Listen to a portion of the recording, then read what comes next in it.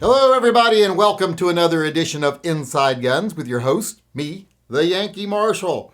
Today, I want to talk about some current events that are involving the ATF, and more specifically, ATF Overreach, or at least that's what some people call it, overreach. What I call it is criminal activity, intimidation, racketeering, basically. One example of what they've been doing lately that's in the press right now is Skelton Tactical. Now, get this. The ATF has decided to raid this guy's business, take all of his possessions, and possibly file charges against him eventually. And they justify doing this by accusing him of two crimes that are not crimes. They're not even illegal. So they're using things he did that are not illegal as a reason to get warrants to go after him so that they can try to find something illegal. Now, keep in mind that I have said for a long time that once people become dependent on online shopping, isn't going to take a lot to wipe out small local businesses as far as gun shops go, and then they just make it illegal to sell guns on the internet. So this kind of thing worries me. And I'm going to talk about what they used, so you can see it clearly isn't a crime. They said that he did two things. They said that one, he sold a shotgun to an undercover agent. Not a shotgun, it was a long gun. But he had bought it at an auction for his own private collection. And then an undercover agent offered to buy it from him. He said, sure. He sold it to them. That's not illegal. If you live in a state that allows private sales, private transfers between citizens, even if you have an FFL, if that gun wasn't bought through your business, it isn't tied to your license, it's your personal gun, you can sell it without a background check. So that wasn't a crime. You would think the ATF would know that. The other thing they did is after they did that, they wanted more stuff to be able to charge him with so that they could definitely get those warrants. So they sent an undercover agent in there, a man and a woman pretending to be husband and wife. The wife picked out some guns, filled out the paperwork to buy them, and then when it came time to pay, the husband handed the cash, the husband. And they said, aha, straw purchase. You let someone else pay for her guns. That's not illegal.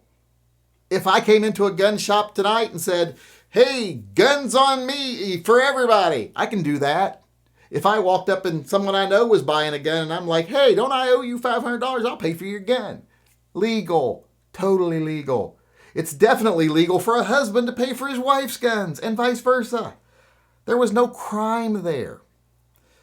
The ATF is using activity that isn't criminal, pretending it's criminal, so that they can get warrants and go in and try to find criminal activity.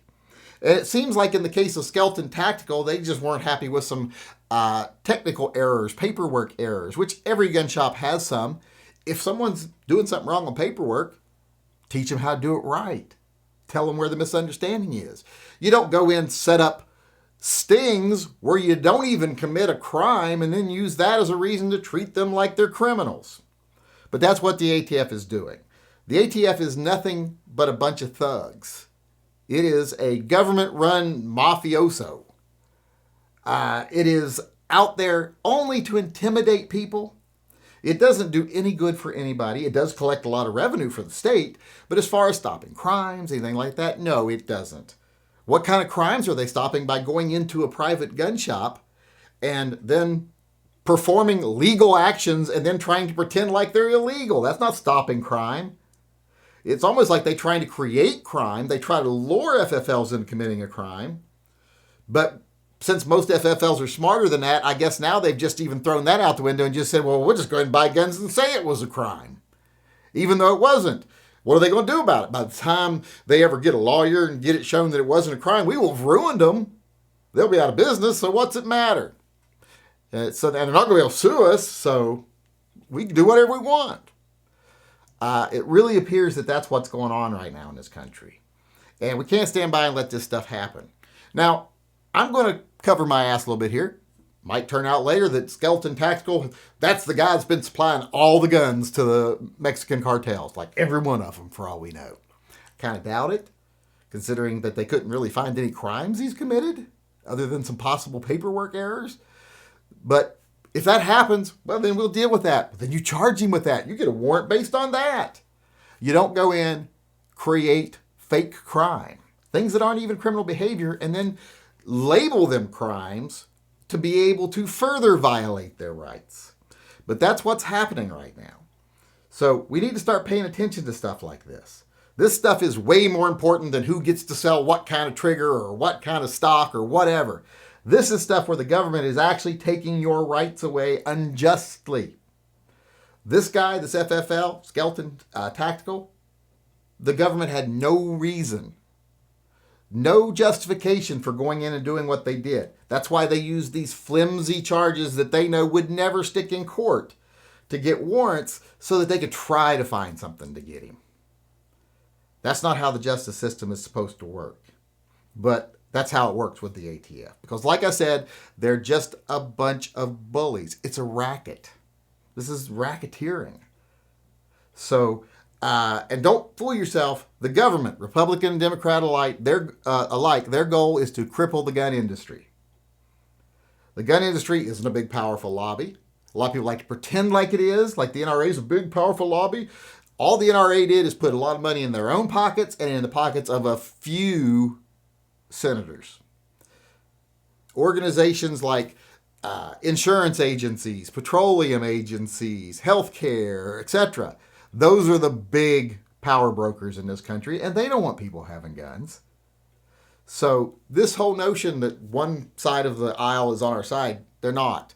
They sit back and let the ATF do these things under Republican presidents, under Democratic presidents.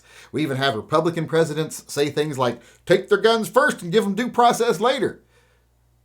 That's kind of like what the ATF's doing to this gun shop. All right, we'll seize all their property and treat them like the criminals first. Then we'll see if we can find something we can actually justify it through.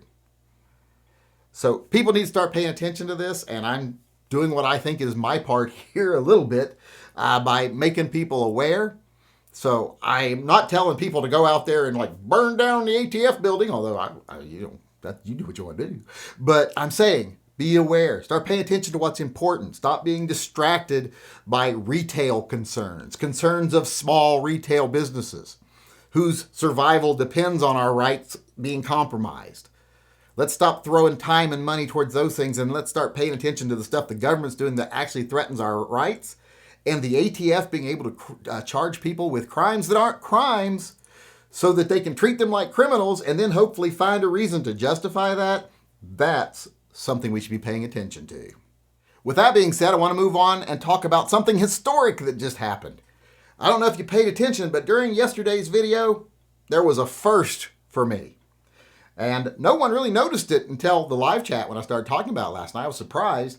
But yesterday, when I did the video about the single action revolvers and how Alec Baldwin is a big fat liar cat, I did an entire video with a gun that had bird shit on the handle. I had gone shooting the guns right before I filmed the video, trying to recreate what Alec Baldwin said happened. Couldn't, of course.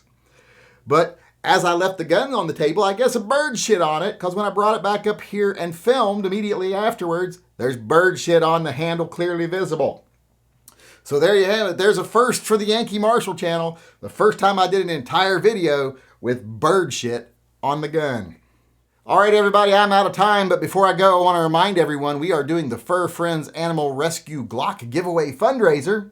If you haven't donated yet and you would like to be in the running for this week's Glock, go on over to tympistolproject.com. There's a link in the upper corner of this video.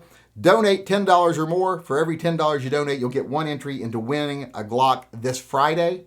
And it'll be like that every week from now till the end of the year. Whoever donates $10 or more during that week will get an entry for every $10. There'll be a gun drawn on Friday. There's more information on the webpage. Just go over there and read it. And like I said, donate and be registered to win one of the Glocks and help out Fur Friends Animal Rescue at a time when they are needed more than ever after the pandemic and during the holidays. This is when more pets are being abandoned, neglected, abused than any other time of the year. And this year, it's in record numbers. So please give what you can to help out a worthy cause. I'd like to raise at least $10,000 to $15,000 for them. It'd be a big help for them right now. And like I say, we're going to be giving away 4 brand new Gen 3 G17 Glocks to try to get there. So go on over, donate, and then I'll announce the winners. I'll announce the first winner this Friday. And with that being said, I'm going to go ahead and sign off today by saying thank you for coming. I do appreciate it. It might not seem like it since I waste so much of your time while you're here, but I do appreciate it, and I hope you come back again tomorrow. Until then, I just want to remind everyone to always carry and stay safe until I see you again.